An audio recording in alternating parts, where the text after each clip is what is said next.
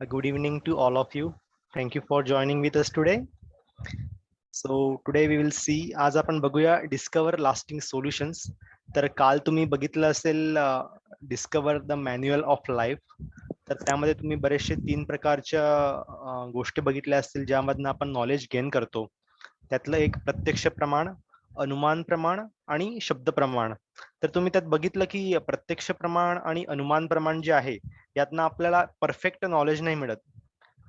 आणि शब्द प्रमाण जे आहे ते ऍक्च्युअल नॉलेज आहे, ते कधी चेंज होत नाही. तर त्यात तुम्हाला काल सरांनी सांगितलं असेल की प्रत्यक्ष आणि अनुमान प्रमाणात कंपॅरिझन करताना त्यांनी तुम्हाला एक 6 ब्लाइंड मॅनची एक स्टोरी सांगितली असेल की प्रत्येक जे आंधळे जे व्यक्ती होते ते आपापल्या मनानुसार गेस करायचे की या हत्ती सापासारखा असेल, दोरीसारखा असेल किंवा एका झाडासारखा असेल. तर त्यांच्या हिशोबाने ते गेस करत होते. पण एक्झॅक्टली तो हत्ती कसा दिसतो हे त्यांना कळत नव्हतं. तर तसंच शब्द प्रमाण जे आहे ते ऍक्च्युअल आहे, ते कधी चेंज होत नाही. जसं की आपण बघतो तुम्हाला लाखो वर्ष उलटून गेली, पण वेदास किंवा शास्त्र तुम्हाला असं नाही सांगणार की no no no no sorry sorry we were wrong. तुम्ही एक आत्मा नाही तर तुम्ही एक शरीर आहे. असं कधीच होणार नाही की तुम्हाला सांगतील की 1 लाख वर्षानंतर की you are not body, you are not soul, you are body. So the शब्द प्रमाण perfect and it will not change with the time. So today we will see about the lasting solutions.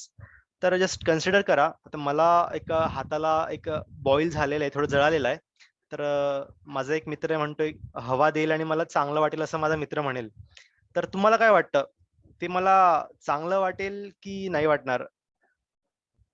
Temporary for some period of time it will give me relief, but what do you think, it going to give me a permanent solution? ते जे फुंक मारणार आहे ते मला permanent solution देईल का? नक्कीच नाही. तर त्यासाठी मला एका डॉक्टरकडे जावं लागेल, त्यांचं कन्सल्ट करावं लागेल त्यांच्यासोबत आणि जी प्रॉपर ट्रीटमेंट आहे ती घ्यावी लागेल. तेव्हाच मला प्रॉपर रिलीफ मिळेल. तर आपण पुढे जाऊया. तुम्हाला मी एक प्रसंग सांगतो माझ्या कॉलेज वेळेसचा. मी जेव्हा हॉस्टेलला राहायचो, तेव्हा एक रूममध्ये माझ्या मित्राच्या रूममध्ये मी गेलो. तर त्या रूममध्ये एक उंदीर मेलेला होता. तर खूप घाण वास येत होता. आम्हाला आयडेंटिफाय नाही झालं की हे नक्की कसला घाण वास येतोय. मी माझ्या मित्राला सांगितलं, "अरे हा काय घाण वास येतोय?" तर त्याने थोड्या वेळासाठी रूम फ्रेशनर लावलं. तर for some period of time आम्हाला चांगलं वाटलं, काहीतरी सुगंधित वास आला. पण काही वेळ उलटून गेल्यानंतर पुन्हा तोच वास यायला लागला. पुन्हा त्याने रूम फ्रेशनर लावलं. तर तुम्हाला काय वाटतं, हे वारंवार रूम फ्रेशनर लावून तो पर्मनंट जो प्रॉब्लेम आहे, तो सॉल्व्ह होणार आहे का? नक्कीच नाही. हा प्रॉब्लेम कधी सॉल्व्ह होईल, जेव्हा तो मेलेला उंदीर जो आहे तेव्हा जो मेलेला उंदीर आहे, तो आम्ही रूमच्या बाहेर जेव्हा फेकू, तेव्हा तो प्रॉब्लेम सॉल्व्ह होईल. तर yes, we are not here to find any temporary solution. आजच्या सेशनमध्ये आम्ही तुम्हाला एक परमनंट सोल्युशन देणार आहे की it will give you a relief from all the pain, from all the sufferings. So let's start. And I would like to request all of you, मी तुम्हाला सर्वांना विनंती करू इच्छितो की please try to make this session interactive. म्हणजे असं नका समजू की मी कोणत्या तरी दुसऱ्या प्लॅनेट्सवरनं आलेला आहे आणि काहीतरी इथे बोलतोय. मी पण तुमच्यातलाच एक आहे, तुमच्याच कॉलेजमधनं पास आउट झालेला आहे. त्यामुळं feel free to talk with me. जर तुम्हाला काही प्रश्न विचारायचे असतील तर मध्ये तुम्ही अनम्यूट करून सुद्धा विचारू शकतात किंवा चॅट बॉक्समध्ये टाकू शकतात. आपण at the end of session we will discuss. Okay, so let's start. तर येस, आपण जसं बघितलं, modern science offers only stop gap solution. म्हणजे for period of some time it will give some solution and after that the problem will occur again. So the modern science is not giving a permanent solution to our sufferings or our problems. So all of these things we are going to see today in our session. So yeah, so तर हे आपली आजची contents आहेत. आपण या 3 गोष्टी आज बघणार आहेत. The real problems of life, then after temporary solution, the science and technology and medicine. Means temporary solution science आपल्याला काय काय प्रोव्हाइड करतात आणि ते कशा प्रकारे फेल होत आहेत किंवा सक्सीड होत आहे, ते आपण आजच्या सेशन मध्ये बघूया. आणि परमनंट सोल्युशन. तर बेसिकली आपला आजचा सेशन जो आहे तो 3 पार्ट्स मध्ये डिवाइड केलेला राहील.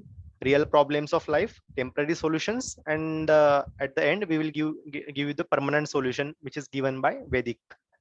So yeah, real problems of life. So I would like to ask you, मी तुम्हाला विचारू इच्छितो की what are the problems are there in your life? तुम्ही आतापर्यंत आता जवळपास तुम्ही 21-22 वर्षाची तर नक्कीच असाल. तर तुम्ही आतापर्यंत कशा कशा प्रकारचे प्रॉब्लेम्स फेस केले आहेत तुमच्या लाईफमध्ये? तुम्ही चॅट बॉक्समध्ये किंवा अनम्यूट करून सांगू शकतात मला.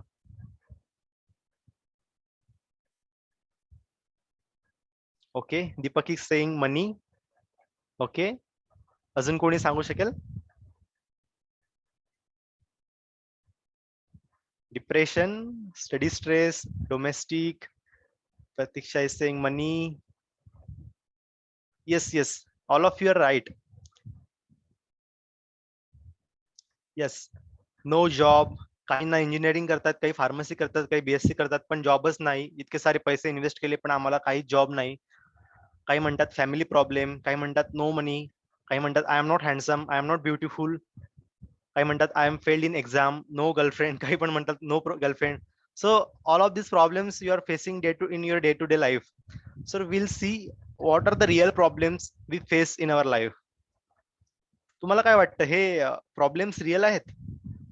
आता ज्याला जॉब आहे, ज्याला फॅमिली प्रॉब्लेम नाही, ज्याच्याकडे मनी आहे, ज्याला गर्लफ्रेंड सुद्धा आहे, तर याला प्रॉब्लेम नाही म्हणता येणार ना. तर आपण बघूया रिअल प्रॉब्लेम्स ची डेफिनेशन काय आहे.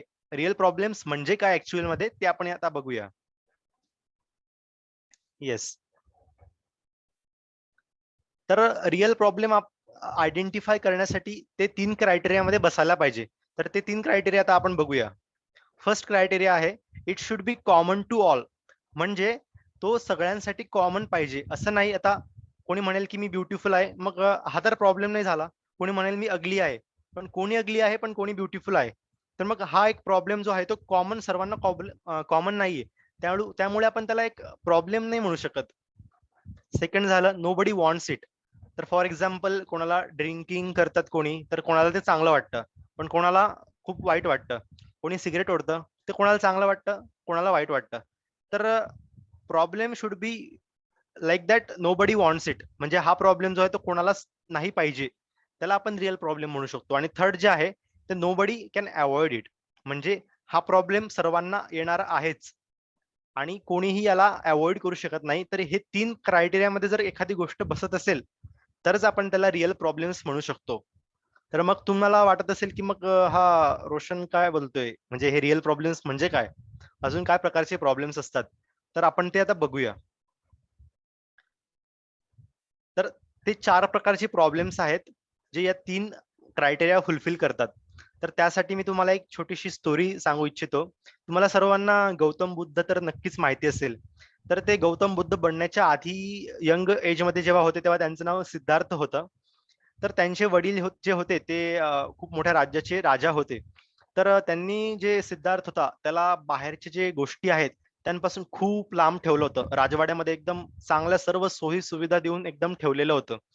त्यामुळे त्याला बाहेरच्या जगात काय प्रॉब्लेम्स आहेत ते काहीच माहिती नव्हतं.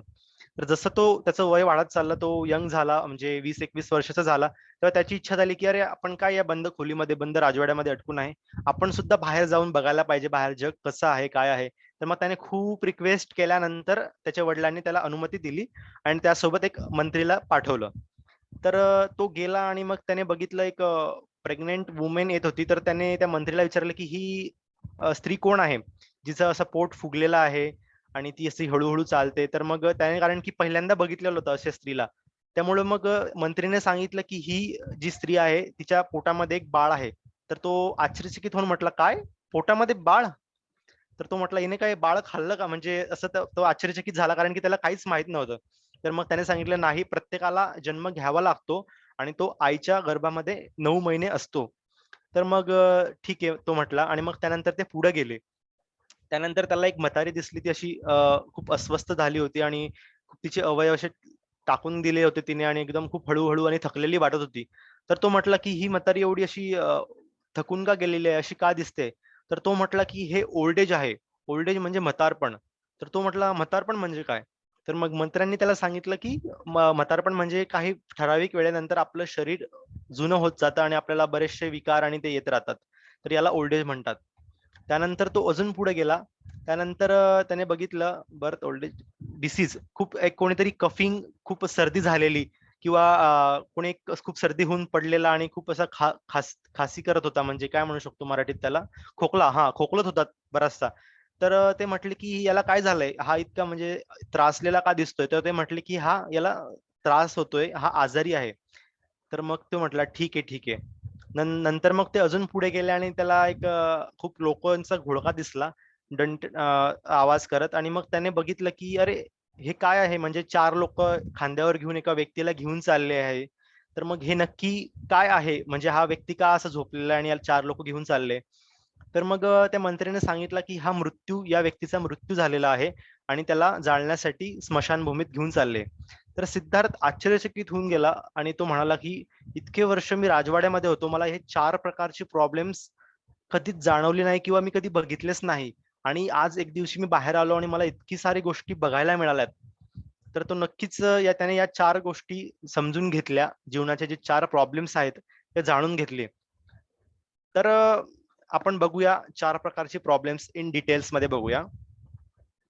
जसं की मी तुम्हाला स्टोरीमध्ये सांगितलं, our first the most real problem is birth, old age. त्यानंतर second is old age, third one is disease, and the fourth one is death. आता ही 4 प्रकारची जी रिअल प्रॉब्लेम्स आहेत ते इट इज 3 क्रायटेरियामध्ये बसतात. It is common to all, nobody can avoid it.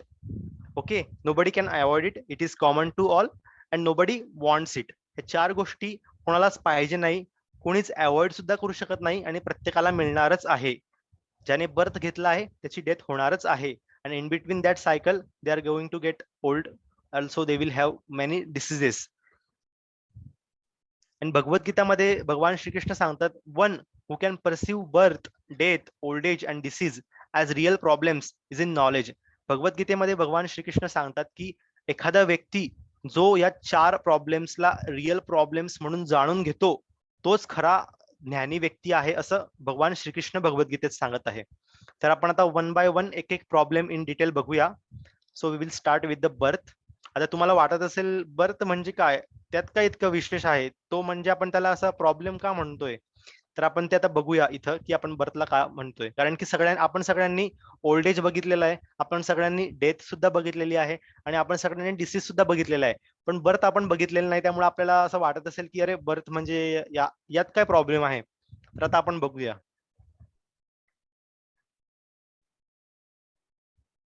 एक छोटासा व्हिडिओ मी प्ले करतो.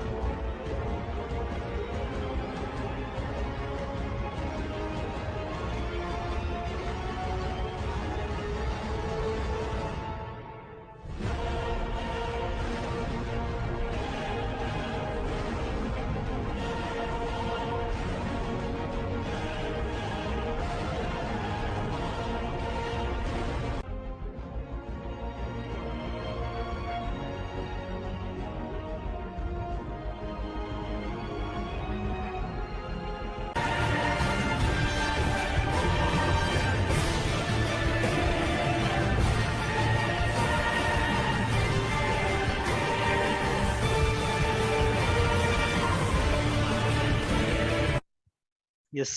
तर तुम्ही सर्वांनी बघितलं की ते ते छोटं बाळ किती हळूहळू ग्रो होत चाललं आणि त्याने किती वेगवेगळ्या प्रकारचे प्रॉब्लेम्स फेस केले. आता आपण मोठे झालो आहे त्यामुळे आपल्याला त्या गोष्टी आठवत नाहीये, पण ह्या गोष्टी सर्वांना फेस करायच्याच आहे. कोणी याला इग्नोर करू शकत नाही actually.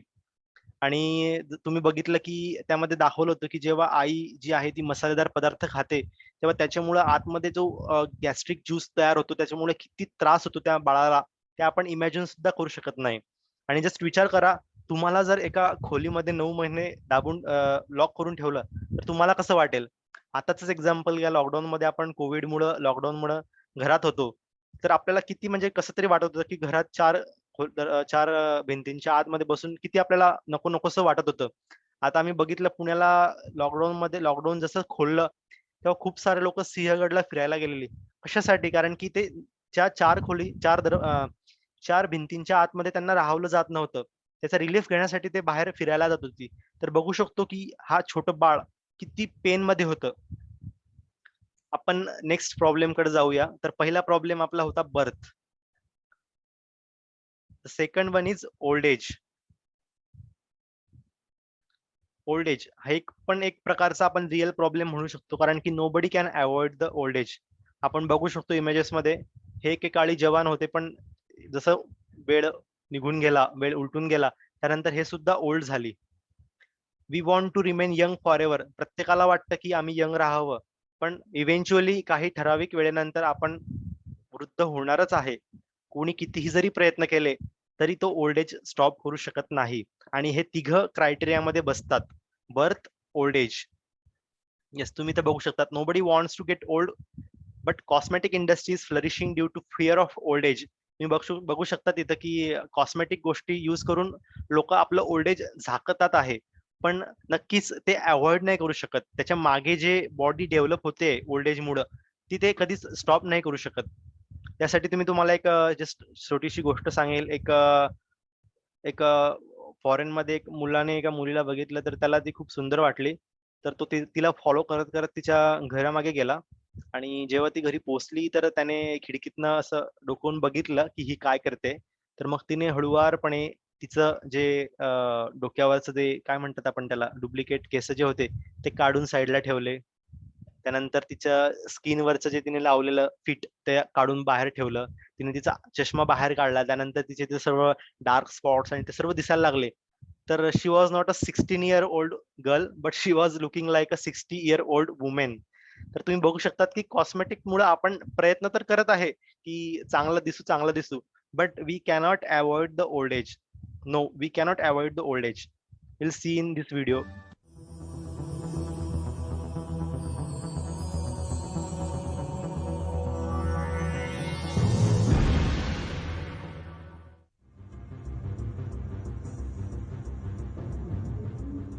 Most people spend their lives wrapped up in rushing to and fro. As time flows quickly by,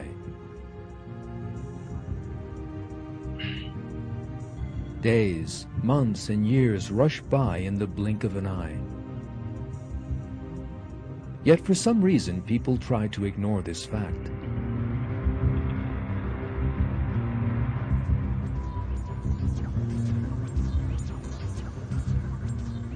It is as if they think they will never grow old. Yet the days of youth that they so fondly imagine will never end are really very short. Almost everyone realizes that he will grow old one day. Yet young people always feel that those days are very far off. They refuse to accept that they will one day be old, weak, and helpless.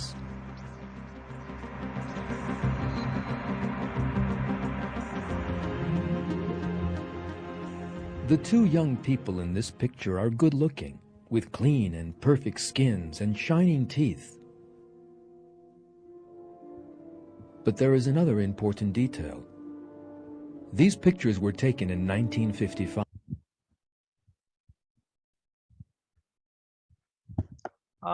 My voice is good or not? I just saw the message. माझा आवाज बरोबर आहे का? Yes, sir. Okay.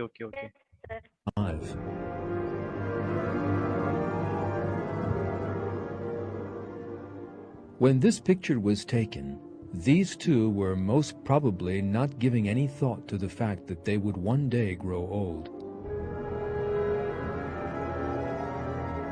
Yet some 50 years or more have now gone by, and nothing remains of the youth and beauty in the picture.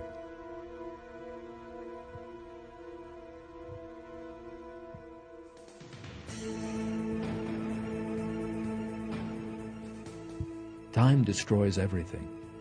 That is a law of the world. Yes, तर आपण इथं बघितलं जसं जसं वेळ जातोय तसं तसं ते स्त्री किंवा पुरुष जे आहे ते ओल्ड होत जात आहे. तर तुम्हाला एक फेमस एक्झाम्पल माहिती असेल, मायकल जॅक्सन, ज्याने किती सारे डॉक्टर्सला अपॉइंट केलेलं होतं आणि त्याला असं वाटत होतं की मला कधीच ओल्ड एज येऊ नये किंवा ओल्ड एज जरी आलं तर मी ओल्ड दिसायला नको. त्यासाठी त्याने किती सारे पैसा खर्च केला, पण इव्हेंच्युअली त्याचा सुद्धा मृत्यू झाला. त्याला तिथं एक्सेप्ट करता नाही आलं. the next problem we will see, disease. So आपल्यातले सर्व आहे ज्यांना काही ना काही डिसीज आतापर्यंत होऊनच गेलेला आहे, असं कोणीही नाही ज्याला काहीच डिसीज झालेला नाही. तर आपण बघू शकतोय तो, we want to always remain healthy but much against our wish we encounter various diseases. काही वेळानंतर आपल्याला काही ना काही डिसीज येतच राहतात. We cannot prevent it. आपण त्यापासून वाचू नाही शकत. त्यानंतर द फोर्थ प्रॉब्लेम आपण बघूया, डेथ. डेथ ही अशी गोष्ट आहे, हा रिअल प्रॉब्लेम आहे, कोणीही बायपास करू शकत नाही. प्रत्येकाला ज्याने जन्म घेतलाय त्याचा मृत्यू नक्कीच होणार आहे. त्यामुळे याला सुद्धा एक रिअल प्रॉब्लेम म्हणता येईल. आणि तुम्हाला दाखवू शकतो मी, गरुड पुराण मध्ये असं सांगितलेलं आहे, indeed O Garuda, when the hour of death approaches, then by chance a certain disease raises up its head. The organs grow weak, troubles start showing their powers, as if all of a sudden millions of scorpions have stung the person. म्हणजे इथं सांगत आहेत की जेव्हा एखाद्याचा मृत्यू जवळ येतो तेव्हा त्याला मिलियन्स म्हणजे लाखो स्कॉर्पियन्सला मराठीत काय म्हणू शकतो आपण, विंचू. विंचू, येस राईट, विंचू. तर लाखो विंचू चावल्याचा जो त्रास आहे तो प्रत्येकाला मृत्यूच्या वेळेस होत असतो आणि त्याला कोणीच बायपास करू नाही शकत. ती खूप पेनफुल सिच्युएशन असते. इन दॅट डिसीज कंडिशन, जो मृत्यू पावलेला जो व्यक्ती आहे त्याची डोळे एकदम, eyes are getting bulge due to the pressure of air from within, and his glands become congested with the mucus. He has difficulty in breathing and there is a rattling sound within his throat. Thus he dies most pathetically. म्हणजे विचार करा, मृत्यू असताना सुद्धा कोणाकोणाला कोणी बरीचशी मुलं थोडंफार डिप्रेशन आले की आजकालची यंग मुलं म्हणतात जाऊ दे आता मी आत्महत्याच करून टाकतो. तर ज्यांच्या ज्यांच्या मनामध्ये असा विचार येत असेल तर त्यांनी हा गरुड पुराणामधला श्लोक नक्कीच वाचावा, की जेव्हा आपली मृत्यू जवळ येते तेव्हा आपल्याला कशा कशा प्रकारची त्रास सहन करावे लागतात. तर इथं आता आपण बघितले 4 प्रकारचे real problems, birth, old age, disease आणि डेथ. तर आता apart from this 4 problems there are 3 fold miseries. जर तुम्हाला नोट डाऊन करायचं असेल तर you can also note it in your notebook, किंवा याची रेकॉर्डिंग तर आम्ही तुम्हाला देऊच. तर 3 प्रकारचे मिजरीज आहेत ज्या कोणीही बायपास करू शकत नाही. तर एक छोटीशी आपण ऍक्टिव्हिटी बघूया आता. इथे एक टेबल आहे, तर यात 3 प्रकारचे एक कॉलम आहेत, त्यात दिलेलं आहे. एका कॉलम मध्ये तुम्हाला असं लिहायचं आहे की due to your own mind and body, म्हणजे ज्या गोष्टी तुम्हाला त्रास देत आहे due to your own mind and body, त्या तुम्हाला लिस्ट आउट करायच्या आहे. सेकंड कॉलम मध्ये the things which are coming due to other living entities, म्हणजे अदर कोणत्या लिव्हिंग जे लोक आहेत त्यांच्याकडनं आपल्याला ज्या गोष्टींचा त्रास होतोय त्यात तुम्हाला इथे लिस्ट आउट करायचे आहे. आणि थर्ड कॉलम मध्ये the things which are due to natural disasters. तर फॉर एक्झाम्पल मी तुम्हाला एक एक्झाम्पल देऊ शकतो. तर due to our own mind and body, त्यात आपण सांगू शकतो की डिप्रेशन एक प्रकारचा आपल्याला त्रास देत आहे due to our own mind and body. Second मध्ये due to other living entities, म्हणजे एखादा आपला कोणी मित्र आहे किंवा आपला शत्रू आहे त्याच्याकडून आपल्याला काही त्रास होतो आहे, तर ते म्हणता येईल आपल्याला due to other living entities. आणि थर्ड मध्ये नॅचरल डिझास्टर, म्हणजे सुनामी किंवा वादळ, अर्थक्वेक, आपण त्यात लिहू शकतो. तर तुम्हाला काही सांगण्याची इच्छा आहे या कॉलम मध्ये अजून दुसऱ्या काही गोष्टी? You can unmute or you can write it in the chat box.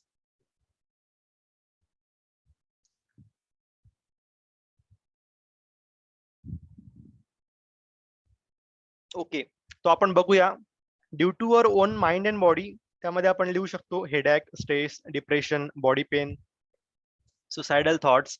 त्यानंतर due to other living entities, त्यामध्ये आपण सांगू शकतो insect bite, flights, bacterial viral diseases, आणि due to natural disasters, tsunami, earthquake and etcetera.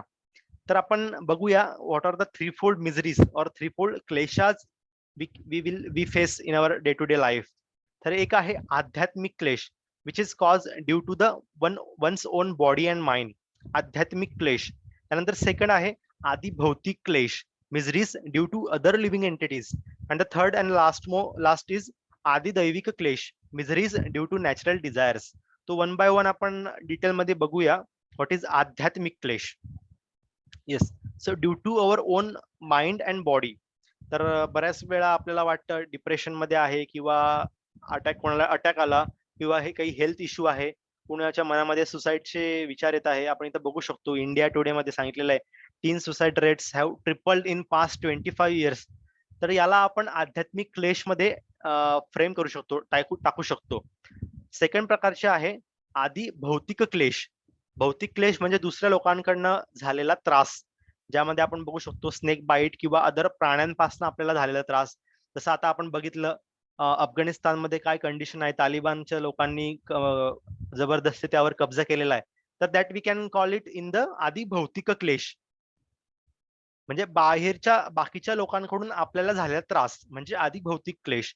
आणि तिसरा आहे आदि दैविक क्लेश, म्हणजे काही नॅचरल डिझास्टर, काही बिल्डिंग पडल्यात अर्थक्वेक मुळे किंवा सुनामी आली, तर ते आपण आदि दैविक क्लेश मध्ये टाकू शकतो.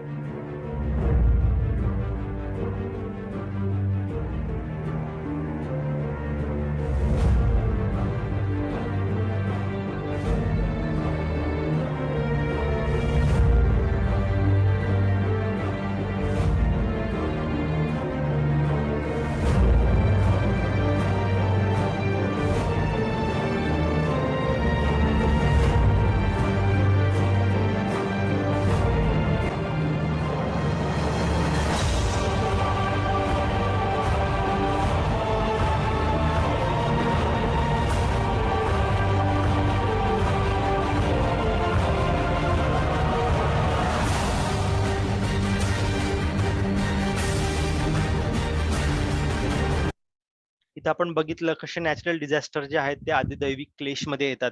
तर हे 3 प्रकारचे आपण क्लेश आता बघितले. तर आतापर्यंत आपण काय काय बघितलं? आपण पहिले 3 क्रायटेरिया बघितले, की एक रिअल प्रॉब्लेम आयडेंटिफाय करण्यासाठी ते 3 क्रायटेरिया मध्ये बसायला पाहिजे. त्यानंतर आपण 4 प्रकारची रिअल प्रॉब्लेम्स बघितली, ओल्ड एज, डिसीज आणि डेथ. त्यानंतर आपण 3 प्रकारचे क्लेश बघितले, आदि भौतिक, आदि दैविक आणि आदि आध्यात्मिक क्लेश. आता त्यानंतर आपण सगळी प्रॉब्लेम्स आता बघितलेली आहे. तुम्ही म्हणत असाल हा रोशन काय सगळे प्रॉब्लेमच सांगतोय, टॉपिकचं नाव दिलेलं लास्टिंग सोल्युशन आणि सगळे प्रॉब्लेमच सांगतोय. तर आता वी विल गो की सायन्स याला कशा प्रकारे अवॉइड करण्याचा प्रयत्न करत आहे, आणि त्याला किती पर्सेंटेज मध्ये सक्सेस मिळतो आहे आणि किती पर्सेंटेज मध्ये फेल्युअर मिळतोय. तर आपण ते नेक्स्ट याच्यामध्ये बघूया in temporary solution. Yes, although we are advance in medical science, आपण इतके ऍडव्हान्स झालो आहे की आपल्याकडे सगळ्या गोष्टी अवेलेबल आहेत, but and have latest technology at our disposal, but still कोणाला ना कोणाला ऑक्सिजनच्या कमतरतेमुळे काही ना काही प्रॉब्लेम होत आहेत. वी कॅनॉट अवॉइड इट, कारण की there is insufficient of oxygen available. So कोणी ना कोणी ऑक्सिजनच्या अभावी मरत आहे. तर ठराविक एखाद्या व्यक्तीला ऑक्सिजन लागत आहे तर ऑक्सिजन त्याला मिळेल, पण it will be for temporary purpose, it will not have a permanent solution. इथं आपण बघू की याला कोणी ओळखतं का? मोहम्मद अली हा इतका स्ट्रॉंग होता, but he died due to suffering from Parkinson disease. Parkinson disease झाल्यानंतर याच्याकडनं एक साधा कॉफीचा मग सुद्धा उचलता येत नव्हता. विचार करा, इतका मोठा रेसलर, त्याच्याकडनं एक कॉफीचा मग सुद्धा उचलला जात नाही आहे. तर विचार करा की हे रिअल प्रॉब्लेम्स जे आहेत ते कशा प्रकारे आपल्याला अफेक्ट करत आहे. Why do even such great personalities suffer from problems? काहींना वाटत असेल ठीक आहे, आता अनिल अंबानीकडे किंवा मुकेश अंबानीकडे खूप सारा पैसा आहे, त्यामुळे हे तर सुखात असतील. यांना हे 4 प्रॉब्लेमचा जास्त बर्थ किंवा ओल्ड एजचा किंवा डिसीजचा जास्त त्रास होत नसेल, पण असं काहीच नाहीये मित्रांनो. प्रत्येकाला काही ना काही प्रॉब्लेम आहेतच आणि nobody can avoid it. For temporary purpose you can avoid it. काही पेन किलर देऊन किंवा काही थोडंफार रिलॅक्सेशन देऊन आपण ते प्रॉब्लेम जे आहेत ते अव्हॉइड करू शकतो. बट परमनंट सोल्युशन आपल्याला त्यातनं मिळत नाही. Can scientific advancement help us put a full stop to all suffering? तुम्हाला वाटतं की सायंटिफिक जी ऍडव्हान्समेंट झालेली आहे ती आपल्याला परमनंट सोल्युशन देणार आहे? नक्कीच नाही मित्रांनो. मार्टिन लुथर किंग म्हणून गेलेला आहे की now man can fly like a bird in the sky and swim like a fish underwater in a submarine. But the only problem is he can't walk on land like a human being because of pollution. The so-called advancement, so-called scientific advancement मुळे आपण जमिनीवर चालण्या इतके सुद्धा आपली capacity राहिलेली नाहीये. आता मित्रांनो तुम्हाला हे जाणवत नसेल, पण काही वेळ पलटून गेल्यानंतर नक्कीच तुम्हाला जाणवेल की आपण जी सो कॉल्ड सायंटिफिक ऍडव्हान्समेंट केली आहे त्याचाच उलटा रिफ्लेक्शन आपल्यावर किती बॅड प्रकारे झालेला आहे हे तुम्हाला काही दिवसांनी नक्कीच कळेल. आता तुम्हाला एक मी व्हिडिओ दाखवतो. हे एका ठिकाणी 60 लाख टायर्स एका ठिकाणी गोळा केलेले आहे आणि कशा प्रकारे प्लास्टिक जे आहे ते आपल्याला आपलं जीवन अफेक्ट करतंय ते आपण याच्यामध्ये बघूया.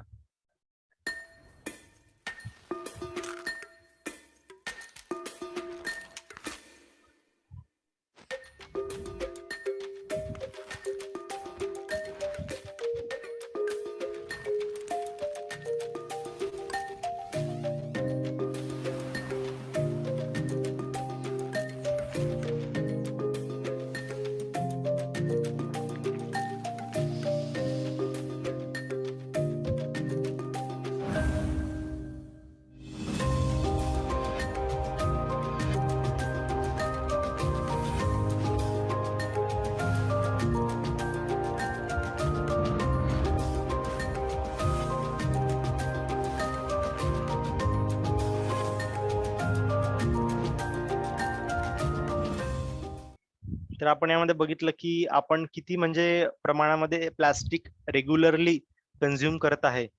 तर हे जे सो कॉल्ड सायंटिफिक ऍडव्हान्समेंट झालेली आहे ती आपल्याला थोड्या वेळासाठी रिलीफ तर देते आहे, पण आपले परमनंट प्रॉब्लेम्स अजून वाढवत आहे. Science has invented bombs that can only blast living bodies into pieces. They cannot create life.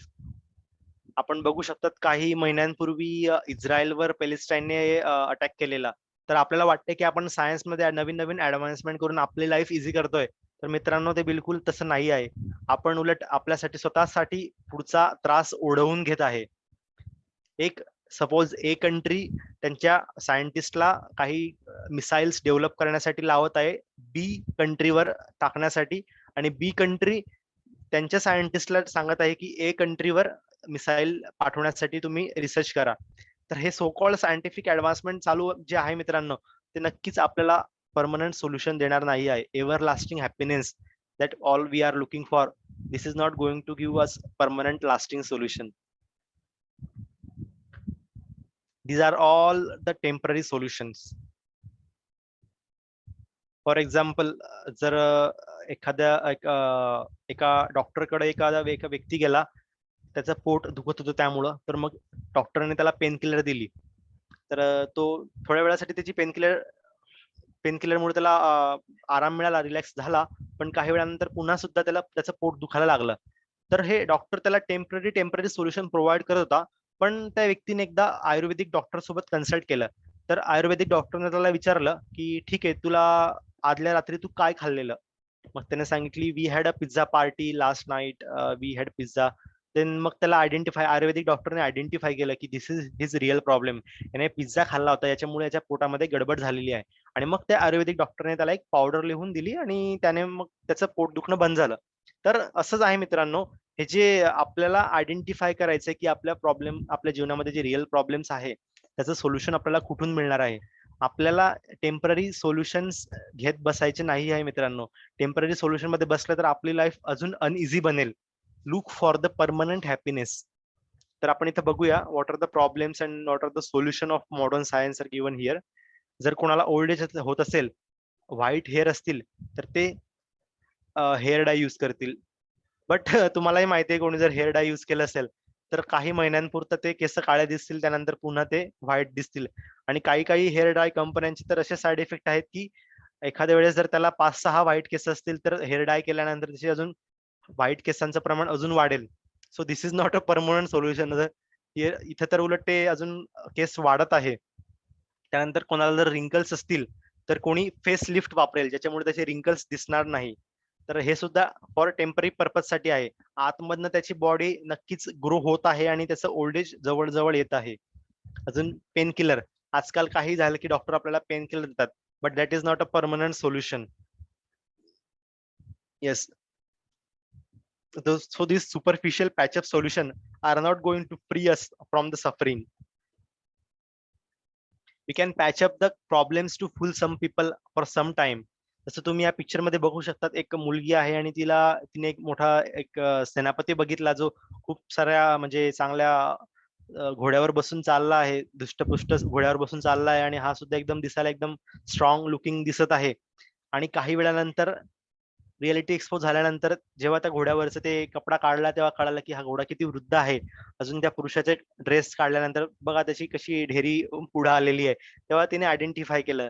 तर सांगण्याचा अर्थ असा की मित्रांनो, आपल्याला काही वेळासाठी वाटतंय की हा ठीक आहे, this is good, but reality जेव्हा एक्सपोज होते then we identify we did the mistake. जसं आपण इथे बघू शकतात पॅचअप सोल्युशन. तुम्ही एक लहानपणी एक स्टोरी ऐकली असेल की एका जंगलामध्ये कोल्ह्यापासून एका गाढवाला वाचायचं असतं, त्यामुळे तो गाढव वाघाचं कातडी अंगावर घेऊन घेतो, म्हणजे कोल्ह्याला वाटेल की आपण वाघ आहे. पण काही वेळानंतर जेव्हा कोल्ह्याला आयडेंटिफाय झालं की हा वाघ नाही तर त्याच्या वाघाच्या कातड्याच्या आतमध्ये गाढव आहे, तर ते नक्कीच त्यासाठी प्रॉब्लेम मध्ये आलं. तर आपण थोड्या वेळासाठी पॅचअप करतो आहे सायंटिफिक गोष्टींनी, म्हणजे आपल्याला आपली लाईफ ऍडव्हान्स करण्याची. But we have to make sure that reality is going to be exposed soon, very soon. So these were all the temporary solution which has been provided by science and technology, which they cannot stop the old age. हे जे science and technology जे आहे ते old age avoid नाही करू शकत, disease सुद्धा avoid करू शकत नाही. जसं आपण कोविड मध्ये बघतो, सर्वांनी कोविड व्हॅक्सिन तर घेतली आहे, पण तरी पण गव्हर्नमेंट म्हणत आहे, वर्ल्ड हेल्थ ऑर्गनायझेशन म्हणत आहे की even if you have taken the vaccine there are chances to get positive. तुम्ही व्हॅक्सिन जरी घेतली असेल तरी तुम्ही पॉझिटिव्ह येऊ शकतात. तर हे जे सायंटिफिक ऍडव्हान्समेंट आहे हे परमनंट सोल्युशन देणार नाहीये मित्रांनो, फक्त थोड्या वेळासाठी आपल्याला रिलीफ देणार आहे. Yes, luxuries and comforts afforded by science and technology cannot satisfy the soul. आता आपण बघितलं की इतक्या साऱ्या, आता तुम्हाला एक एक्झाम्पल मे बी दिलं असेल किंवा मी पुन्हा एकदा देतो. एखादा जर मासा आहे, त्याला जर आपण पाण्यातनं बाहेर काढलं आणि त्याला सांगितलं हे घे गोल्ड कॉइन्स, हे घे सिगारेट, हे घे गुलाबजामुन, हे घे पैसे, हे घे टीव्ही, हे घे लॅपटॉप, तर मासा म्हणेल अरे तुम्ही या सगळ्या गोष्टी मला का देताय, मला याच्यामध्ये आनंद नाही मिळणार आहे, मला लवकरात लवकर तुम्ही पाण्यामध्ये टाका. तर सांगण्याचा अर्थ असा झाला की मित्रांनो, की आपण सुद्धा एक शरीर नाही तर एक आत्मा आहो. तुम्ही हे पहिल्या सेशन मध्ये जाणून घेतलं की आपण शरीर नाही तर आत्मा आहोत. तर आपल्याला आपल्या ज्या आत्मा आहे त्याच्या ज्या गरजा आहेत त्या आपल्याला जाणून घ्यायचे आणि त्याच्यावर कार्य करायचे, ना की आपल्या शरीरच्या जे गोष्टी आहेत त्यावर काम करायचंय. कारण की आपण किती जरी प्रयत्न केला शारीरिक गरजा पूर्ण करण्याचा, तर आपल्याला जे रिअल सॅटिस्फॅक्शन जे आहे ते नक्कीच नाही मिळणार. We have to feed food to our soul. आपला जो आत्मा आहे त्याला आपल्याला अन्न पुरवायचं आहे, आणि ते अन्न काय आहे हे तुम्हाला येत्या सेशन मध्ये तर नक्कीच कळेल.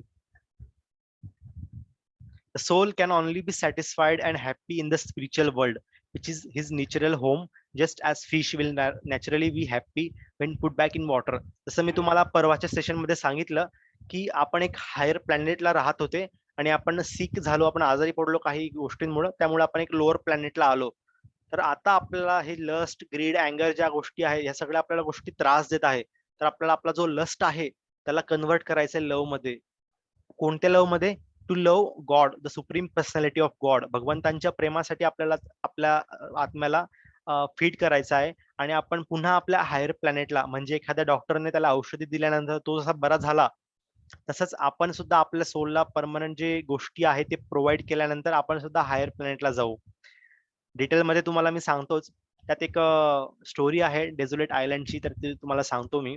एकदा एक व्यक्ती जंगलात शिकार करण्यासाठी गेलेला, तर त्याचा पाय घसरल्यामुळे तो व्हॅलीमध्ये आतमध्ये पडला. तर तो अनकॉन्शियस होता टोटली. काही वेळानंतर त्याला जाग आल्यानंतर त्याच्या समोर काही आदिवासी लोक होती. तर त्याला वाटलं की आता ही माझी बली चढवणार. तर आदिवासी लोक म्हटले, नाही नाही, तुम्हाला जसं वाटते तसं नाहीये. आज 31 डिसेंबर आहे आणि या दिवशी आमची जे देवी देवता आहे ते या दिवशी आम्हाला एक राजा देतात. तर तुम्ही आमचे नवीन राजा आहे ते बोलून ते त्याला हार घालतात आणि त्याचं स्वागत करतात. तर मग तो राजवाड्यात त्यांच्या ठिकाणी राजवाड्यात जातो आणि मग तो मस्तपैकी त्याच्या राण्यांना एन्जॉय करून घेतो. फूड सगळं एन्जॉय करून घेतो. जे काही सुख सुविधा आहे ते एन्जॉय करून घेतो आणि त्याला एक प्रश्न पडतो की ठीक आहे, आता मी आलो तर मी राजा आहे. तर मग तो त्यांना विचारतो की माझ्या आधी इथं कोणी राजा होऊन गेलेला का? तर मग ते म्हणतात की हो हो, तुमच्या आधी एक राजा इथं होता. मग तो म्हटला की आता हा राजा कुठे गेला? तर मग ते आदिवासी लोक म्हटले की आमच्या जो राजा असतो त्याची व्हॅलिडिटी फक्त 1 वर्षाची असते. 1 वर्षानंतर तो एक्सपायर होतो, म्हणजे आम्ही त्याला उचलून अंदमान निकोबार जे आयलंड आहे तिथं आयलंडमध्ये पाण्यात समुद्रामध्ये फेकून देतो. तर हे बघून त्याला लक्षात आलं की आपल्याला काहीतरी चांगलं पाऊल उचलावं लागेल जेणेकरून आपला असा मृत्यू होणार नाही. तर मग तो हळूहळू त्या दुसऱ्या आयलंडवर काही काही हळूहळू एक गोष्टी प्रोव्हाइड करत असतो. काही खाण्याच्या गोष्टी किंवा काही गोल्ड कॉइन्स किंवा काही ना काही संपत्ती तो त्या आयलंडवर प्रोव्हाइड करत असतो. म्हणजे जेव्हा त्याची मरण्याची वेळ येईल, त्याचं 1 इयर व्हॅलिडिटी संपत येईल, म्हणजे तो तिथून एस्केप करून त्या नवीन आयलंडवर जाईल. तर सांगण्याचा अर्थ असा की मित्रांनो, आपण या भौतिक जगतमध्ये आलो आहे. सुखसुविधा आपल्याला मिळतंय. पण एक वेळ अशी येणार आहे की आपण आपल्यासोबत ना गोल्ड कॉइन्स घेऊन जाऊ शकतो, आपण ना आपल्यासोबत आपली वाईफ्स किंवा कोणी फॅमिली रिलेटिव्ह घेऊन जाऊ शकतो. असं काहीच आपल्याला आपल्यासोबत घेऊन जाता येणार नाही. आपल्याला आपली जर्नी स्वतः ट्रॅव्हल करायची आहे. We cannot take anybody with us. तर मग या गोष्टीपासनं एक शहाणा व्यक्ती काय बोध घेईल आणि एक फुलिश व्यक्ती काय बोध घेईल हे आपण इथं बघूया. तर शहाणा व्यक्ती will keep his firm faith on God. एक शहाणा व्यक्ती भगवंतांवर त्याचा निष्ठा ठेवेल आणि त्याच विरुद्ध फुलिश व्यक्ती जो आहे तो फेथ ठेवणार नाही. शहाणा व्यक्ती जे आहे ते भगवंतांनी जे नियम सांगितलेले आहे, जे लॉ सांगितलेले आहे शास्त्रांमध्ये, त्याचं पालन करेल आणि फुलिश व्यक्ती त्याचं विरुद्ध गोष्टी करेल. असं also he will remember the temporary nature of this world. म्हणजे जो शहाणा व्यक्ती जो आहे तो जाणून घेईल की हे जे वर्ल्ड आहे ते टेम्पररी आहे. हे काही वेळापुरताच फक्त मर्यादित आहे आणि काही वेळ झाल्यानंतर this is going to end. But in case of foolish person, he will forget the temporary nature of this world and enjoy sinfully. म्हणजे काहीच विचार न करता तो आपलं आपलं जीवन चालू ठेवील, एन्जॉय करेल. येस. तर तुम्हाला या पिक्चर मधनं एक मी सांगू इच्छितो, our life is like a journey of train. जर तुम्ही कोणी ट्रेन मधनं प्रवास केला असेल तर तुम्हाला माहिती असेल की जसे जसे स्टेशन येतात तसे तसे एक एक एक एक पॅसेंजर उतरत असतात. तुम्हाला जर पुण्यावरून ट्रॅव्हल करायचंय नाशिकला, तर दौंडला एक जण येईल उतरेल, मनमाडला एक जण उतरेल, असे एकन एक जण जाणार आहेत. तसेच मित्रांनो, आपली लाईफ सुद्धा अशीच आहे. आपल्यासोबत आपले रिलेटिव्ह आहे, आपले फ्रेंड आहेत, बट एक दिवस असा येणार आहे ज्या दिवशी हे सगळे गोष्टी एक एक एक एक आपल्या जीवनातून निघून जाणार आहे. भगवत महाभारतामध्ये सांगितलेलं आहे की hundreds and thousands of living entities meet death at every moment, but a foolish living being nonetheless thinks himself deathless and does not prepare for death. This is the most wonderful things in this world. म्हणजे इथं सांगत आहे की एक मूर्ख व्यक्ती जो आहे, ज्याला माहिती आहे की त्याची डेथ जवळ येत आहे, पण तो त्याचं प्रिपरेशन करत नाही आहे, त्याला तो खूप मोठा मूर्ख आहे. आणि खूप गोष्ट म्हणजे सरप्राईज गोष्ट आहे की तो व्यक्ती प्रिपेअर करत नाही आहे.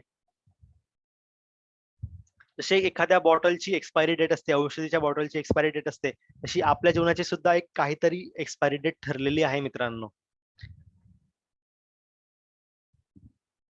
इथे तुम्हाला एक स्मॉल व्हिडिओ क्लिप दाखवतोय मी, जिथं बकऱ्या आहेत, त्यांना चांगला चांगला घास मिळते आहे खायला आणि त्यांना दिसतं पण आहे की काही वेळानंतर त्यांची बली चढणार आहे आणि त्याला काटलं जाणार आहे, पण तरी ते म्हणते अरे वा, किती छान छान टेस्टी घास आहे. तर ही एक फुलिश मेंटॅलिटी आहे मित्रांनो. आपल्याला माहिती आहे की आपण जे करतो आहे ते काही वेळानंतर आपल्याला त्याचा त्रास होणार आहे किंवा काही ठराविक वेळ निघून गेल्यानंतर we are going to face many problems. पण तरी पण आपण तिथंच राहतो आहे, तिथंच ते एन्जॉय करतो आहे टेम्पररी प्लेजर्स. तर आपण नक्कीच या मेंटॅलिटीला मॅच होऊ. तर आपल्याला जाणून घ्यायचं आहे की आपल्याला कुठं काय करायचं आहे. The goat is seeing his friend being killed and he will be the next, but he is happy with short-lived pleasure. आपण इथं बघू शकतात की बकरीला माहिती आहे की काही वेळानंतर तिची बली जाणार आहे, पण तरी थोडाफार घास हिरवीगार चांगली चांगली घास खाण्यासाठी ती तिथंच राहते आहे. तर आता आपण बघितले रिअल प्रॉब्लेम्स आणि temporary solution which has been provided by science, technology and medicine. आता आपण बघू what is the permanent solution which is given by Vedic wisdom. Vedic wisdom provides answers to two questions. आपलं जे वैदिक विजडम आहे ते आपल्याला दोन प्रश्नांचं उत्तर देतं. Why am I suffering and what is the goal of life. So in why am I suffering मध्ये आपण बघूया एक एक्झाम्पल. जसे की एक मुलगा आहे. आता इथं आपण इमेज मध्ये बघू शकतो की हा मुलगा त्याच्या आई वडिलांपासून लांब आलेला आहे कुठल्या तरी एका भयानक ठिकाणी, आणि किती प्रॉब्लेम्स मध्ये आपण बघू शकतो, त्याच्या चेहऱ्या बघूनच आपण कळू शकतो की किती डिप्रेशन मध्ये तो आहे. तर सेम मित्रांनो, why do we suffer, we have, जसं त्या मुलाने त्याच्या आई वडिलांचा संघ सोडून तो एका लांब ठिकाणी आलेला आहे, तसंच आपण सुद्धा आधी भगवान श्रीकृष्णांसोबत त्यांच्या जगामध्ये राहत होतो, आणि काही गोष्टींमुळे आपण या भौतिक जगतमध्ये आलो आहे, आणि त्यामुळे आपल्याला इतके सगळे प्रॉब्लेम्स फेस करत आहे. तर आपल्याला जाणून घ्यायचंय की आपण पुन्हा भगवंतांच्या धामामध्ये जाण्यासाठी आपण काय प्रिपेअर करू शकतो. We suffer the threefold miseries and four real problems of life because we have turned away from God and are acting sinfully against God's law. आपण इथं बघू शकतो की जे चार प्रकारचे प्रॉब्लेम्स आहेत, जे तीन प्रकारच्या मिजरीज आहे, ते आपल्याला कशामुळे येत आहे, कारण की आपण भगवंतांविरुद्ध पाठ फिरवली आहे, त्यामुळे आपल्याला ते सगळे प्रॉब्लेम्स येत आहे मित्रांनो. Aligning with God help us to overcome suffering. भगवंतांसोबत भगवंतांनी जे रूल्स सांगितलेले आहे, भगवंतांनी जे प्रिन्सिपल सांगितलेले आहे, ते फॉलो केल्यानंतर आपण आपलं जीवन नक्कीच सफल करू शकतो. तुम्ही या पिक्चर्स मध्ये बघू शकतात किती आनंदी आणि हॅपी पीपल इथं शो केलेले आहे. त्यानंतर second question is what is the goal of life. तर इथं मी तुम्हाला एक स्टोरी सांगू इच्छितो. एक राजा असतो, आणि त्याच्या राज्यामध्ये एक मोठे एक पंडित येतात. तर तो राजा म्हणतो की पंडिताला, आता आपल्या जसं आपण आधीच्या काळामध्ये पंडितांचा सन्मान करायचो, तर तो त्यांना दक्षिणा देतो. त्याला काहीच प्रवचन ऐकायचं नसतं. तो म्हणतो हे पैसे तुम्ही घ्या आणि जा इथून, आमच्या इथं आल्याबद्दल धन्यवाद. तर ते जे पंडित होते ते त्याला एक सल्ला देतात. ते म्हणतात की तुम्ही तुमच्या राज्यामध्ये एक सगळ्यात जो मूर्ख व्यक्ती आहे त्याला बोलवा आणि त्याच्या हातामध्ये एक काठी द्या, आणि त्याला सांग की तू असंच काठी घेऊन पूर्ण राज्यभर फिर आणि महिन्याची सॅलरी मी तुला देईल. तर असंच ते राजा, ठीक आहे, राजा म्हणतो ठीक आहे. मग त्याच्या सैनिकांना तो सांगतो आणि एकाला शोधायला सांगतो. तर रस्त्यावर एक मूर्ख व्यक्ती स्वतःशीच बोलत असतो. तर सैनिक आयडेंटिफाय करतात की हा व्यक्ती मूर्ख आहे, आणि मग राजवाड्यात येऊन राजा त्याला सांगतो की तुला असं असं करायचंय, तुला आम्ही एवढी एवढी सॅलरी देऊ. तर तो मूर्ख व्यक्ती म्हणतो ठीक आहे. तर मग काही वेळ निघून गेल्यानंतर जेव्हा राजा हा वृद्ध होतो आणि त्याची मृत्यू जी आहे ती जवळ येत असते, तेव्हा तो सगळ्यांना भेटतो. त्याच्या क्वीन्सला, त्याचे जे मंत्री आहे, तो जाणून घेतो की याने किती गोष्टी कमवल्या या राज्यामध्ये, किती युद्ध करून किती राज्य कमवली, या सगळ्या गोष्टी तो जाणून घेतो. तर हे सगळ्यांना भेटल्यानंतर तो सर्वात शेवटी त्या मूर्ख माणसाला सुद्धा बोलवतो आणि त्याला म्हणतो की तू माझी खूप सेवा केली, मी जे सांगितलं ते तू पूर्ण लाईफ फॉलो केलं, तर तुझं खूप खूप धन्यवाद. तर ते राजा त्याला सांगतात की आता मी चाललो आहे, तर तुझी ड्युटी केल्याबद्दल खूप खूप धन्यवाद. तर मग तो मूर्ख व्यक्ती म्हणतो की तुम्ही कुठं जात आहात. तर तो म्हटला की आता मी चाललोय. तर मग ते म्हणतात की तो मूर्ख व्यक्ती राजाला म्हणतो की ठीक आहे, मग मला पण तुमच्यासोबत घेऊन चला. तर मग राजा म्हणतो नाही नाही, मी तुम्हाला घेऊन नाही जाऊ शकत. तर मग तो मूर्ख म्हणतो अच्छा, तर मग तुम्ही तुमच्या राण्यांना सोबत घेऊन जात असाल. तर तो म्हणतो की नाही नाही, मी माझ्यासोबत कोणालाच नेऊ नाही शकत. मग तो म्हणतो ठीक आहे, राण्या नाही तर मग तुम्ही तुमच्यासोबत गोल्ड कॉइन्स घेऊन जात असाल. तर राजा म्हणतात की नाही नाही, मी एक not a single gold coin मी घेऊन जाऊ शकतो माझ्यासोबत. मग तो म्हटला ठीक आहे, तुम्ही काहीच घेऊन जाऊ नका, पण मी तुमच्यासाठी एक चांगला रथ तयार करतो, तुम्ही त्याच्यामध्ये बसून जा. तर तो म्हणतो तू तुझ्या नावासारखाच खरंच मूर्ख आहे. मी तुला सांगतो आहे की माझी मृत्यू होणार आहे, आणि मृत्यू झाल्यानंतर मी या कोणत्याच गोष्टी माझ्यासोबत घेऊन जाऊ शकत नाही. तर तसंच मग तो म्हणतो ठीक आहे. मग राजा त्याला म्हणतो की ठीक आहे, तू माझी सेवा केली तर मी तुला आयुष्यभर पेन्शन देतो, आणि तू आता ही जी काठी आहे, तो तुझ्यासारखा एक मूर्ख व्यक्ती शोध, किंवा तुझ्यापेक्षा जास्त मूर्ख व्यक्ती शोध आणि त्याच्या हातामध्ये देऊन दे. तर मग तो मूर्ख व्यक्ती जो आहे, तो ती छडी घेतो आणि राजाच्या हातामध्ये देतो. आणि राजाला मग राजा रागाने म्हणतो, तुला मी तुझ्यापेक्षा जास्त मूर्ख वाटतो का? तर तो म्हटला की हो. तुम्हाला मग तो मूर्ख व्यक्ती सांगतो की मी त्याच पंडिताचा शिष्य आहे ज्याचा तुम्ही अपमान केलेला आणि त्याला पाठवलेलं परत. तर तो म्हणतो की तुम्हाला माहिती होतं की तुम्ही तुमच्यासोबत राण्या घेऊन जाऊ शकत नाही, तुम्ही तुमच्यासोबत तुमचं सैन्य घेऊ जाऊ शकत नाही, गोल्ड कॉइन घेऊ जाऊ शकत नाही, not a single thing you can bring with you, then what kind of king you are. तुम्ही एक छोटीशी गोष्ट तुमच्यासोबत घेऊन जाऊ शकत नाही, तर मग तुम्ही कसले राजा? तर मग तो त्याला सांगतो. आता आपला जो 8 सेशन कोर्स आहे तो त्या मूर्ख व्यक्तीने राजाला एका दिवसामध्ये सांगून दिला. आणि त्या राजाला पण आयडेंटिफाय झालं की येस, आपल्याला या गोष्टींमध्ये अडकून जायला नव्हतं पाहिजे. आपल्याला भगवंतांची सेवा करायला हवी होती. भगवंतांनी ज्या गोष्टी शास्त्रामध्ये सांगितल्या आहे त्या गोष्टी करायला पाहिजे होत्या, हे त्याला नंतर कळतं. तर this is the goal of our life. आपल्याला जाणून घ्यायचं आहे की आपलं भगवंतांसोबतचं नातं काय आहे आणि ते चांगलं डेव्हलप करण्यासाठी आपल्याला कोणत्या गोष्टी कल्टिवेट करायच्या आहेत. That is the goal of our life. आणि या दोन गोष्टींचे उत्तर आपल्याला वैदिक नॉलेज मधनं मिळतात. तर स्पिरिच्युअल नॉलेज इज दॅट माणसांची जीर्णानी यथा विहाय नवानी गृह्णाती नरोपराणी तथा शरीराणी विहाय जीर्णानी अन्यानी सम्याती नवानी देही. म्हणजे you are the soul, your body just like a shirt. जसं की एखादा आपण डेली शर्ट चेंज करतो, तसंच आपलं जे सोल आहे, आपण आपला जे आत्मा आहे, टू लाईफ शरीर चेंज करत असतात. या जीवनामध्ये एक ह्युमनच्या लाईफमध्ये किंवा पुढच्या याच्यामध्ये दुसऱ्या कोणत्या तरी जीवामध्ये. तर असंच आपला जो सोल आहे तो जर्नी ट्रॅव्हल करत आहे मित्रांनो. तर मग what happens to us at death. डेथच्या वेळेस आपला जो सोल आहे, जो आपला जो आत्मा आहे, तो आपली जी बॉडी आहे ती सोडतो. जसं की आपण इथे बघू शकतो की एक व्यक्ती आहे, तो वेगळ्या वेगळ्या प्रकारे ट्रॅव्हल करत आहे. कोणी सायकल, कोणी बाईक, कोणी कार, कोणी एरोप्लेनने. तर तसंच मित्रांनो, आपण जे जे कर्म केलेले आहेत त्यानुसार आपली जर्नी फिक्स केलेली आहे. The spirit soul moves from one body to another. आपण या जन्मामध्ये एक मुलगा आहे, पुढच्या जन्मामध्ये मे बी आपल्याला मुलीचा जन्म मिळू शकतो, त्याच्या पुढच्या जन्मामध्ये मे बी आपल्याला कोणत्या प्राण्याचा सुद्धा जन्म मिळू शकतो. मग तुम्हाला वाटत असेल की on what basis the soul awarded the next body. कोणत्या बेसिसवर एका आत्म्याला एक बॉडी दिली जाते? तर तुम्हाला हा प्रश्न नक्कीच पडत असेल. तुम्हाला वाटत असेल की नाही, माझी इच्छा मग पुढच्या जन्मामध्ये अंबानी परिवारामध्ये जन्मण्याची इच्छा आहे. तर मग तसं नाहीये मित्रांनो. आपण इथं बघूया. यम यम वापी स्मरम भावम त्यजंती अंते कलेवरम तम तम एवैति कौंतेय सदा तद भाव भावितः. याचा अर्थ असा आहे की आपण ज्या स्टेटमध्ये मृत्यूच्या वेळी आपण ज्या स्टेटमध्ये होतो, त्या ज्या कॉन्शियसनेस मध्ये होतो, त्या कॉन्शियसनेसवर आपला नेक्स्ट जन्म डिफाईन केलेला आहे. आपण इथं बघूया. दोन गोष्टींवर आपल्याला पुढचा जन्म मिळतो मित्रांनो. एक desires in our mind and second good or bad कर्म. तर आपण इन डिटेल मध्ये आता बघूया what is desires in our mind. So law of कर्म आपण बघूया. ॲज यू सो सो शाल यू रिप. जसं तुम्ही पेराल तसं उगवेल, मराठीत म्हण सुद्धा होती. अजून एक हा ब्युटिफुल फोटो आहे, हा सुद्धा तुम्हाला माहिती आहे. For every action there is an equal and corresponding reaction. आपण जे जे कर्म करू त्याची इक्वल अँड अपोजिट रिॲक्शन आपल्याला नक्कीच मिळणार आहे मित्रांनो.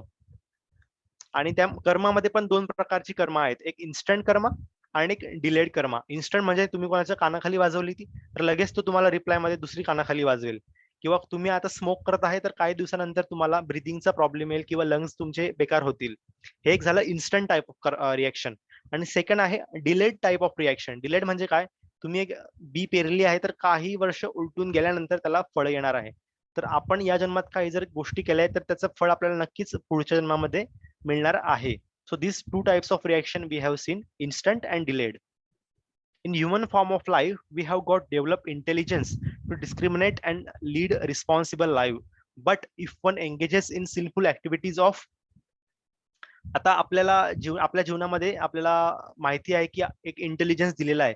जसं की आपण बघू शकतो की प्राण्यांना इंटेलिजन्स नसतो, पण एखादा जो ह्युमन व्यक्ती जो आहे, एखादा मनुष्य जो आहे, त्याला इंटेलिजन्स आहे. त्याला माहिती आहे की राईट थिंग्स काय आहे, रॉंग थिंग्स काय आहे. तो त्याला डिस्क्रिमिनेट करू शकतो. पण जर एखादा व्यक्ती पापकृत्यामध्ये एंगेज झाला असेल तर त्याला आपण बघूया की कोणत्या कोणत्या प्रकारची पाप आहेत. So there are 4 pillars of simple life. एक आहे मीट इटिंग, म्हणजे मांसाहार करणे. सेकंड वन इज इंटॉक्सिकेशन करणे, नशापान करणे किंवा सिगारेट ओढणे किंवा दुसरे कोणते इंटॉक्सिकेशन करणे. नंतर थर्ड आहे गॅम्बलिंग. गॅम्बलिंग म्हणजे जुगार खेळणे. And the fourth one is illicit sex, means sex before marriage or sex out of boundaries of the marriage, म्हणजे अवैध स्त्री संग त्याला आपण म्हणू शकतो. तर हे 4 ज्या गोष्टी आहेत त्या पापकृत्याचा बेस आहे मित्रांनो. हे जर 4 गोष्टी आपण करत असाल ना, तर आपल्याला खूप जास्त अमाऊंट मध्ये पाप भोगावं लागणार आहे. आणि व्हॉटेवर आपण जे या जन्मामध्ये इनपुट टाकणार आहे, ऍक्च्युली जसं बँकेचं अकाउंट असतं, जसं जसं आपण पैसे टाकणार तसे तसे आपले इंटरेस्ट वाढत राहतो. तसंच मित्रांनो एक स्पिरिच्युअल अकाउंट सुद्धा आहे. जर आपण काही पापकृत्य करत आहे तर एक एक गोष्टी आपल्या अकाउंट मध्ये जमा होत आहे. आणि जसा आपला मृत्यू होतो तेव्हा यमदूत जे आहेत ते आपल्याला आपण केलेल्या पाप आणि पुण्याच्या कर्मानुसार आपल्याला पुढची लाईफ देतात. जसं की आता आपण बघूयाच, आता इथे आपण बघू शकतो की एक हा व्यक्ती आहे, याला मांस कापून खाण्याची खूप इच्छा आहे. तर याचा भाव काय आहे, what is his desires in his mind, त्याची इच्छा आहे की मला मांस खायचं आहे. तर मग तो मांस कट करतोय आणि त्याला खातोय. तर हीच त्याची कॉन्शियसनेस आहे, म्हणून त्याला पुढचा जन्म वाघाचा मिळेल. वाघ काय करतो, प्राण्यांना मारतो, काटतो आणि खातो. सेकंड मध्ये तुम्ही बघू शकतात की कोणाला खूपच झोपायची जर इच्छा असेल तर त्याला पुढचा जन्म भालूचा मिळेल. कारण की भालू मित्रांनो तुम्हाला जर माहित असेल, भालू वर्षाचे 6 महिने फक्त झोपतो. त्यामुळे कोणाला जर खूपच झोपायला आवडत असेल तर त्याला पुढचा जन्म भालूचा मिळणार आहे. तर असेच वेगळ्या वेगळ्या डिझायर्स आपल्या माइंड मध्ये जे आहे त्याच्यानुसार आपल्याला पुढचा जन्म आपला ठरत असतो. आणि आपण भगवंतांचे जे रूल्स सांगितलेले आहेत त्याचं जर फॉलो केलं तर आपल्याला नक्कीच आपण या गोष्टींपासून दूर होऊन भगवंतांच्या धामामध्ये पुन्हा वापस जाऊ शकतो. तर 4 गोष्टी आपण जर फॉलो केल्या तर we can do the best. First is austerity. Austerity म्हणजे ध्यान झाली किंवा तपस्या झाली. ध्यान म्हणजे एका ठिकाणी बसून भगवंतांचं नाम जप करणे. त्यानंतर सॅक्रिफाईस झालं. सॅक्रिफाईस म्हणजे कीर्तन करणे किंवा काही यज्ञ करणे घरामध्ये. त्यानंतर नॉलेज. नॉलेज म्हणजे भगवद्गीता, बायबल, कुराण, रामायण आपले जे ग्रंथ होऊन गेलीत त्यांचं वाचन करणे. त्यानंतर last is association of saint. जसं आता तुमच्या कॉलेजला, लोणी कॉलेजला बरीचशी आमची मित्र आलेली, तर त्यांचंच तुम्ही असोसिएशन घेऊन तुमची लाईफ बेटर करू शकतात. तर या 4 गोष्टींना फॉलो करून तुम्ही तुमचं लाईफ बेटर करू शकतात. Then we can attain the supreme destination. No birth, no old age, no disease and no death beyond the 4 problems. हे A B C D formula, A B C D E formula आपण जर फॉलो केला मित्रांनो तर नक्कीच तुमचं जीवन चांगलं होईल. A for association. असोसिएशन म्हणजे हे चांगली लोक आहेत त्यांच्यासोबत त्यांचा संघ करणे, त्यांच्यासोबत असोसिएट करणे. बुक्स, एक प्रॉपर पुस्तकं वाचल्यानंतर. सी चॅन्टिंग, भगवंतांचं नाम घेतल्यानंतर आपण आपलं हृदय शुद्ध करू शकतो. D diet. आपण मित्रांनो जे काही ग्रहण करत असतो त्यानुसार आपली कॉन्शियसनेस बनत असते. त्यामुळे whatever type of diet we are consuming, it is directly reflecting to our consciousness. And the fifth one is engagement.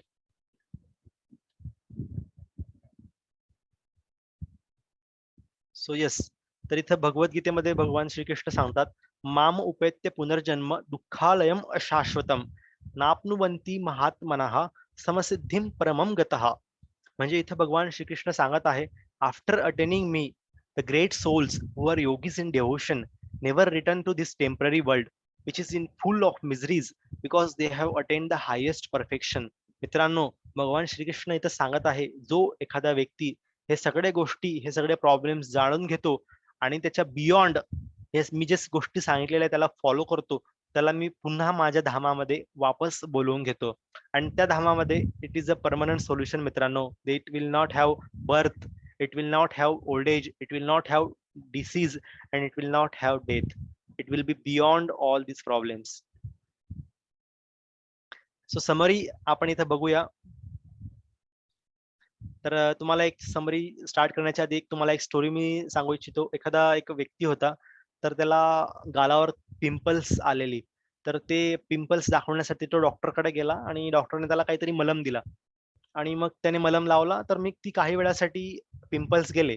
पुन्हा मग काही महिने उलटून गेल्यानंतर ते पिंपल्स पुन्हा आले. तो पुन्हा डॉक्टरकडे गेला आणि डॉक्टरने त्याला पुन्हा तो मलम दिला, लावायला सांगितला. ते मलम लावल्यानंतर थोड्या वेळासाठी गेला आणि पुन्हा आल्या. तर मग त्याने डॉक्टर चेंज केला. तो दुसऱ्या डॉक्टरकडे गेला. डॉक्टरने त्याला ब्लड टेस्ट करायला सांगितली आणि ब्लड टेस्ट केल्यानंतर त्याला आयडेंटिफाय झालं की आपल्या रक्तामध्ये काहीतरी इश्यू आहे. तर मग त्याने त्याचं प्रॉपर ट्रीटमेंट घेऊन ते इश्यू सॉल्व्ह करून घेतला आणि परमनंट त्याचं सोल्युशन पिंपल्सचं जे होतं ते सॉल्व्ह झालं. तर मित्रांनो सेम असंच आहे. आपल्याला जाणून घ्यायचं आहे की आपलं परमनंट जे आपले जे प्रॉब्लेम्स आहेत ते परमनंट सोल्युशन आपल्याला कुठून मिळणार आहे हे आपल्याला जाणून घ्यायचंय मित्रांनो. तेव्हाच आपल्याला एव्हर लास्टिंग हॅपीनेस मिळेल. So this is the summary we have seen. हे याचा स्नॅप तुम्हाला मी हा स्नॅप तुम्हाला मी शेअर करेल. इन केस जर कोणाचा आता काही क्वेश्चन असेल तर आपण घेऊया किंवा इथं विराम देऊया.